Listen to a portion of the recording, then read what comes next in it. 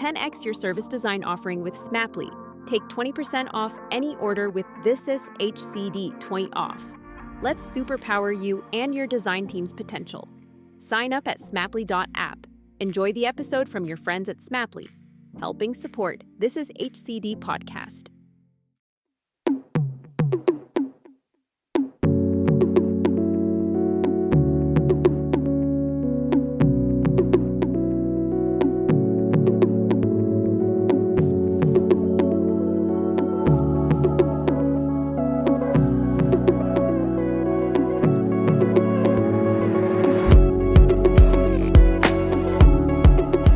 Hello and welcome to another episode of Bringing Design Closer. My name is Gerry Scullion and I'm a service designer and founder of This Is HCD and CEO of thisisdoing.com, where we provide live online design and innovation classes, providing training for service designers, design researchers, product managers, user experience designers, content designers, and much, much more.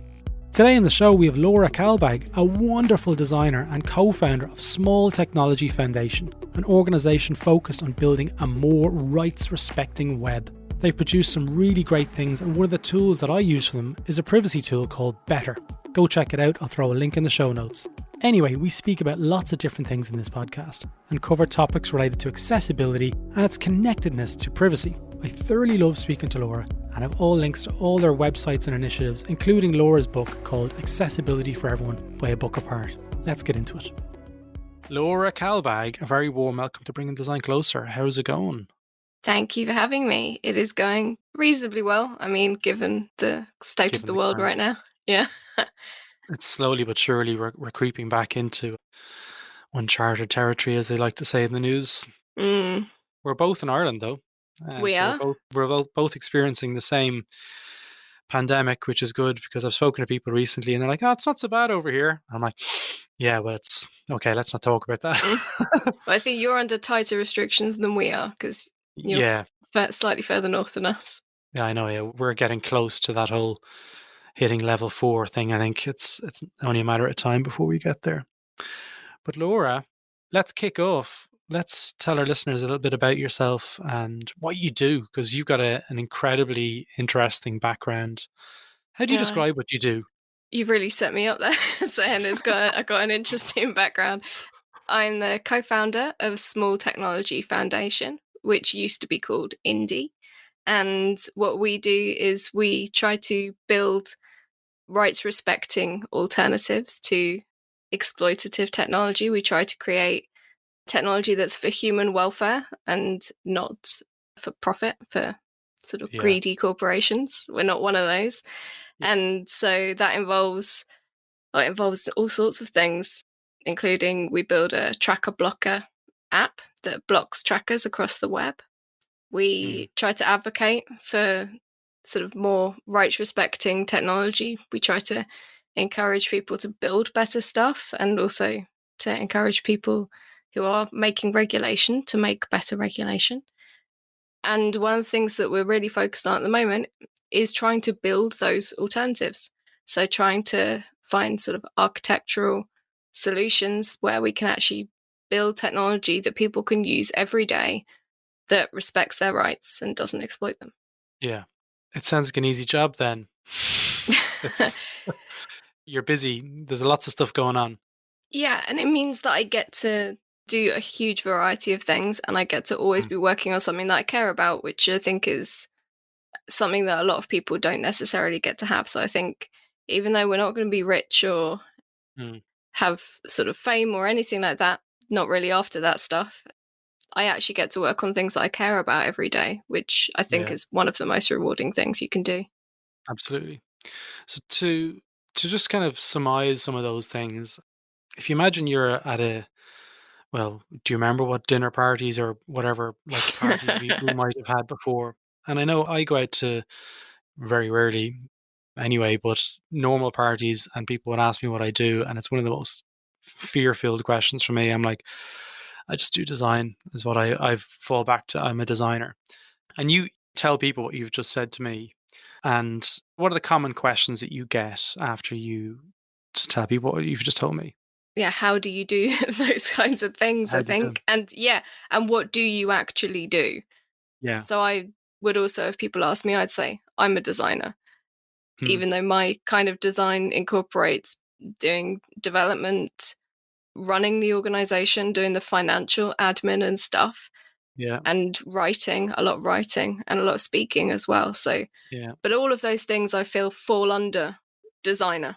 They're all part of that. The same thing, the same family of things, like, But when you spoke there about creating products and creating things that I guess are more ethically considered, what does that look like in terms of what problems are you trying to solve? Let's talk about the stuff there in the tech world where people may not be aware of what's currently happening. So what do you say to those people at those kind of events and those parties where people are kind of being awakened to the potential threat? I say we look at the technology we use today, and most of it's free. And we have to ask, why is it free? Because nothing is free to make. So how are they making money? Or how they make money? And this could be your Facebook, it could be Google, it could be things like Gmail, it could be Google search, it could be Instagram. And all of these, and the vast majority of mainstream technology, is making its money by harvesting your personal data and using it to target ads at you and making money that way, or selling it and sharing it with other groups like insurance companies, even governments and things like that. And so it all comes down to the business model in mainstream technology. And even you'd say, oh, well, then I pay for services. So I pay for Spotify. So that's fine. But actually, even Spotify is doing the same. They're kind of having their cake and eating it too, because you pay them money, but they're also harvesting your data. So paying for a service isn't even a guarantee that your data is not being used. And when it comes to things like Cambridge Analytica, the scandal that we had a couple of years ago, where this organization was using data from Facebook in order to target people with propaganda in order to try to sway elections, like, we can see very quickly how the simplest thing that we're doing, like profiles that we have and information that we think we're sharing that is harmless, is actually having a threat to democracy. So I'm trying to work on building technology that doesn't do that, that can't be exploited in that way. How do you determine if a service is doing what you're doing or what you're talking about? Because I pay for a lot of the software that I use. Zoom, for example, like which we spoke about before, I pay for the pro level on that. How would I know if they're leaking my data? How would I be able to find that information out? One of the easiest ways of getting an understanding of what people are doing is reading their privacy policies. And that's the one thing that none of us do, even though the legal protections are entirely based on it. Like, these companies get away with what they're doing because they say, well, they put it in the privacy policy and people are supposed to read it. They agree to the terms and conditions. We all know nobody does that because they're impossible to read. They're written deliberately to be impossible to read. But especially with our work on Beta Blocker, the tracker blocker we make, I spend a lot of time reading privacy policies to find out what trackers might be doing with the data. And you read through and you do get clues as to whether something is being shared, whether your data is being collected. They do have to say specifically legally in these privacy policies. And so they have things like, oh, well, we might share this with third parties. They'll claim that personal data is often anonymized, which is something that is mostly technologically infeasible. Like, you can't, any anonymous data can be de-anonymized mostly if it's compared with a comparable data set. And so you can read these privacy policies to get an inkling about what they're doing. And unless they specifically say that they are not sharing anything, you'd be wary of them. Yeah. I don't use a blocker on my computer, and I've got a VPN and stuff, but like, it's something that I probably should look into. But for people who are listening who don't know what a blocker does, tell me what it really does at its core. So most people will be familiar with what ad blockers do, and a lot of people use ad blockers. And what ad blockers do are they hide ads because people find ads annoying. You get an ad blocker, it hides them. We make a tracker blocker that's slightly different. So what we focus on is blocking trackers, which ends up blocking a lot of ads. What we do is we go through and we give a list of rules to the browser and to say, look, if you find a script from this particular domain, block it. And what that results in is web pages load faster because they've not got a load of junk being attached to them trying to track you. And it also is blocking things like analytics and stuff that can be trying to like get your personal information. And it will also hide the majority of ads because the majority of ads are based on tracking. One of the things we don't do is we don't block what we consider to be ethical or rights respecting ads, because advertising isn't the problem. It's the tracking underneath that's the problem. That's really interesting, because most people think that generally advertising is bad. And I'm of the opinion, well, we've been advertising since the time we started to trade beyond value of just human interaction. Since the introduction of money, we've been advertising to our services to each other. I guess, like, when you think about things like that, in terms of ad blocking and blocking the tracker tag that you've created, if you imagine that the whole world adopted that tag at the moment and it was successful and it was doing exactly what it was designed to do, what would the future look like then? Well, we would have a lot more control over our own information. That's the main thing that we're aiming for, is to have ownership and control over our personal information.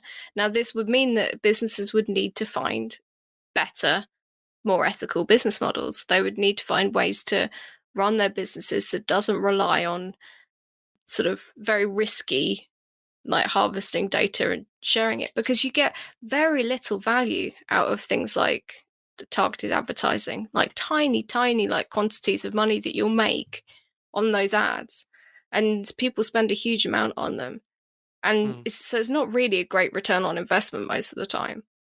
And so people do need to find different ways of funding the things they want to build, not building things specifically for tracking and targeting. Like, that's not really a beneficial business model. Yeah. One of the other things that we were chatting about before was accessibility and how it correlates and how it interrelates with privacy as well. I'm keen to get your thoughts on what that looks like, and how you see accessibility and privacy being so deeply connected and entwined. Well, because accessibility and privacy are really two of my main focuses in my work. So I wrote a You book literally wrote about the book. accessibility. You literally wrote the book. Well, a book called Accessibility for Everyone. And the idea behind that was to try to encourage people who are building things for the web to have a greater understanding of how to build things more accessibly. So we're thinking in terms of making things accessible to disabled people who have particular impairments that affect their use of the web. So it might be being blind. So we want to make websites work for screen readers, which are an assistive technology that reads the screen so that blind people can read the content. We want to add captions and things like that to videos so that people who are deaf can participate. We want to make our content clear and easy to read so that people who might have learning difficulties or don't have the same native language as the language the website's in find it easier to understand. So there's so many different considerations for accessibility. And so with accessibility and privacy, one of the biggest problems we have is that there are lots of privacy related tools, but they are not accessible. And they're not just not accessible to disabled people, they're not accessible to anyone, because so much of them need technical knowledge, need a lot of time and resources to be able to set them up. And so it means that privacy is expensive, and it's only something that experts seem to be able to have access to. And so I think that's a really important thing. And the other element is that with accessibility, a lot of accessibility tools are not ethical, have tracking built in, are built upon APIs that are sending data back to, say, Google. And so a lot of people are faced with the choice of, well, you can either have access to the same tools that everyone else has access to, but you are going to have to give up your privacy in order to have that basic access. And I think that that's one of the things that winds me up the most, is the idea that it's okay and the lack of understanding that disabled people are often far more vulnerable to their personal data being shared. They are far more likely to be discriminated against, Absolutely. particularly by governments, particularly by insurers, and their actual access to the internet is often so much more core to them being able to get things done and be able to Yeah. participate in life. And so I Yeah. think it's really unethical that these companies do this, but also the fact that they want a pat on the back for making things for accessibility in the first place, because they're like, oh, well, aren't we great? We're so generous Yeah. giving all of these things to disabled people, which, by the way, we should all be doing by default anyway. Yeah, absolutely. I was telling you before, I had this experience recently, as of a couple of weeks ago, where I'm giving a course and This Is Doing, and a member who had bought a ticket had sent me a message saying, "Listen, look, I'm deaf, and I wonder would you be able to send me the video files at the end of each session?" And I'm like, "What are you going to do with the video files?" And they go, "Well, I send them off to get transcribed," and that's currently how they were working. So I spent a lot of time looking at integration with Zoom and how Zoom can potentially do subtitles, and if it can, and I couldn't find a way for it to do that. And then Zoom suggested that I speak with Otter as an integration, and of course it was like, I think it was €1,200 for the year to do live transcriptions on that, but it involves the host to do it. So I said, okay, well, let's take a bit of a hit on this, and maybe it's something I should be doing by default anyway. And I looked at the integration, and OMG, it was like, it took me about 4 hours, all up, sitting there trying to figure this stuff out because it was so complicated for me as well. And I'm pretty technical. And I eventually got it to work, trial and error, after a couple of support emails. And I just said to them, I said, this is an absolute disgrace. I said, both of you, Zoom, and both of you, Otter, need to seriously fix this, because if anybody who's not technically capable has to try and do this in order to get some sort of decent service, it's just going to be so difficult and so expensive as well for them to do. Like, it's something that Zoom should have built in by default, as far as I'm aware. Well, that's it. If we build these things in by default, it would make a massive difference. Even if you think about things like Twitter and recently enabling by default being able to write alt text for Yeah. images. So you can write descriptions of your images for people that can't see them. And that was years and years of hassle to get them to do that. And still, they launched a new feature the other day with video. And are they enabling captions by default? Mm. No, of No. course they're not. Have they even designed for it? No, they haven't. No. They haven't learned. It's like, businesses, they put it into the too hard box. But what's interesting with that Zoom integration and the Otter integration is it transcribes the entire conversation. So people who are on that call as well, it's kind of, they rock up to the call. And even though I've told people that it's going to be live transcribed, the other people on the class kind of have to accept the fact that it's being live transcribed. And if they ask a question, it's going to live transcribe their question as well. So informed consent is a little bit, it gets into that whole kind of social area of kind of saying, well, if I say no to this and I don't want to be recorded, that other person is penalized. So they don't get the live transcript, if that makes sense. Yeah. So it's one of these sort of areas where you can't design that experience for just the one person who needs it. It's all or nothing.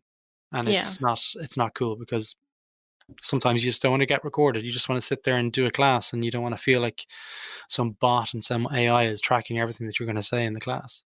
Yeah. Although I think if you know that it has a limited output, that it's not going to be shared everywhere. I mean, even I think that people could be asked that maybe just their name be replaced so Mm, that it's not attributed to them. Like yeah, that's if you don't want it to be found by search or something like that. I think there are ways around that. those things that can allow the benefits for the person who actually needs them the most. Yeah, absolutely. So in terms of what you're working on now, Laura, what's the future looking like for Laura Kalbag in the next, say, 12 months due to the pandemic?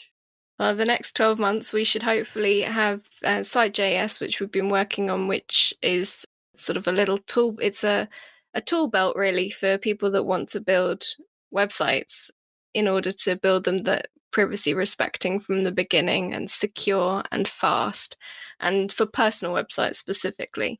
And we've been working on Earl's been working on, my partner at Small Technology Foundation, he's been working on getting all of that side up and running and making it so that you can really easily have a website that has all of the SSL certificates and everything for local development as well. So all of this stuff up and running. What I've been working on is building a theme that means that when you get started with Site.js, you can pick to have a blog or a photo blog or a website, just a standard sort of page-based thing. And you can have all of that set up for you in a way that is by default accessible, that is by default respecting the privacy of the people who are visiting your site. So we don't have analytics and things like that built in. We have a nice simple privacy policy built in that you can build on if you need to. And having all of that to make it really easy for people to set up their own rights respecting websites. So it means that if you want to have a blog that's not on Medium, but you don't feel like you have the time to work on building it or finding a service that you can use for it, you'll be able to do all of that with Site.js. So what would that look like? Because you've already got me interested now. What does that look like for me, who has worked as a front end developer at some point in their career, and I'm like, yeah, that sounds cool, but it also sounds like it could be a lot of work and a lot of hassle for someone like me to try and get that set up. Can you tell me what that looks like? Well, that's the idea, and we have a few layers planned. So the idea is that initially it will be really easy for people that have a little bit of front-end experience. So by no means a lot, because that's the whole point, is we want it to be easy to use and accessible. And even if you do have loads of like technical programming experience and things like that, you don't want to spend your time setting up a blog. Like you might not have the time to do that. And so we're making it so that all you would have to do is say, like, type into your command line, set up Site.js, like, install it. And then all you would type is site, new, blog. And then you've got a blog. And then what you can do is add the content for that. And at the moment, we're building it using Hugo, which is a little sort of blogging content management system. But I have been doing a huge amount of work to try to make Hugo as straightforward and easy to use for people so that you don't have to really understand how it works. You just have to be able to write some content in Markdown and put it in some folders, and then it should just work. Yeah. For someone like me, you lost me at command line. Well, and that's the thing. What we're aiming to do is the next stage is to be able to do it without that. So you should just be able to do that from the website. But a lot of people don't. Like when I was started out, when I was doing designing, and even for a long time as a web developer, I was terrified of the command line because it felt very powerful, and I was terrified that I would type in the wrong thing. And to some degree, I still am. And I've gained a little bit of confidence, but I'm still terrified I'm going to accidentally type in something that will wipe my computer. It's not easy, but somehow I would manage to do it. I know. Trust me, I'm the same. I remember I wiped someone's Git out when I was working on a project, and they're like, "Oh, you deleted everything, but it's okay. We have it all backed up." And I'm like, "Oh man!" And it didn't do me any favors because every time I went in, I used to type in like a Git command, and then I'd sit back, and then I'd read it and make sure it was right, and then I'd hit enter. So I never got beyond it. But like it's something that it's very powerful, and it's very useful to be able to do it. But beyond that, in terms of servers and selection of servers and where your data lives, what's the best choice according to Laura? Well, the best choice is to choose a host that you can trust, and that's really difficult. Not many people. And one of the key features of Site.js is to be able to make it so that people can migrate. So if you don't trust one particular host, you can move to another one very quickly and easy without causing any trouble for yourself, because all of it comes down to hosting really nowadays. Like that's the one thing you have to be able to rely upon, that and where you get your domain name from. So give us a shout out. Give us the name of who you host with and who you buy your domains with. We currently using Eclipsys for our hosting, and they're great because they have been providing us with free hosting because of the nature of our project, and that's really cool. Although I think that a lot of their funding is currently under risk from the Trump government at the moment. Whilst they're based in Europe, some of the funding comes from the US, and obviously the open web is not necessarily something that Trump wants funding. And right now for domains, we use a variety of things, but actually a lot of the time we use I Want My Name, which are based in New Zealand, but they have a very easy to use interface. So it's very easy to buy stuff and to set stuff up. It's really good if you want something easy to use. Yeah. Absolutely good to give them a shout out. So in terms of speaking gigs and stuff, I see you're still quite active. You did something there recently last month on accessibility where was that? It was in New York, was it? The Tech Summit? I think I might have seen. Well, I did a 5-minute talk on accessibility, but it was very much online. I wasn't going to New York for that. I'm sure. Yeah, so I gave a talk on the state of accessibility in 2020, and part of that was talking about privacy and how, especially when we're moving so much of our infrastructure online, it was already a lot online, but when it came to the pandemic, suddenly things like schooling and a lot more work was moving online. And so how we needed to factor in privacy when we were thinking about these things, and how we weren't just trading it in for convenience, we were trying to actually spend the time to do the research to find the alternatives. It's not the easiest thing right now, but there are easy to use alternatives to a lot of the popular software. And if you just spend that little bit of extra time finding it, then you can set people up in good stead where things are accessible and their privacy is not being invaded. Yeah, absolutely. I'm going to throw a link to that video into the show notes because it was good and I really enjoyed it. And I like it because it wasn't a hugely long video. And in my life at the moment with 2 young kids, it's just a case of like, oh, great, nice, I'll watch this. So I'll definitely throw a link to that one in the show notes. Laura, if people want to reach out to you and follow your kind of like, what you're working on and stuff, what's the best way for them to do that? It's probably my website, which is laurakalbag.com. It's Kalbag. Yeah, it really is bag. That is really what it says at the end of my name. It's all right. And a lot of people are a bit baffled by my surname. You're the only one in the world. That's the main thing. The only one in the world. It's the benefit of having an English first name and an Indian surname. I am the only one in the world. Yeah, which is great. Great for search. Yeah. My SEO is very strong. Inbuilt. Like my parents were thinking about it. Well, I'll throw a link to your website, and if there's any other projects that you want to throw in there as well from what we spoke about, they'll all be included in the show notes. Fantastic. Laura, it was great speaking with you today. Thanks so much for your time. Well, thank you for having me. It's been fun. So there you have it. That's all for this episode of Bringing Design Closer. If you like this episode, feel free to visit thisishcd.com, where you can access our back catalogue of over 100 episodes, with episodes related to service design, product management, design research, and much, much more. Now, if you're interested in design and innovation training, feel free to check out our business, thisisdoing.com, where you can join online classrooms and learn from the world's best design and innovation leaders. Join the This Is HCD newsletter, where you'll receive updates from the network, and also, if you're interested, apply to join the Slack community on thisishcd.com. Stay safe, and until next time, take care.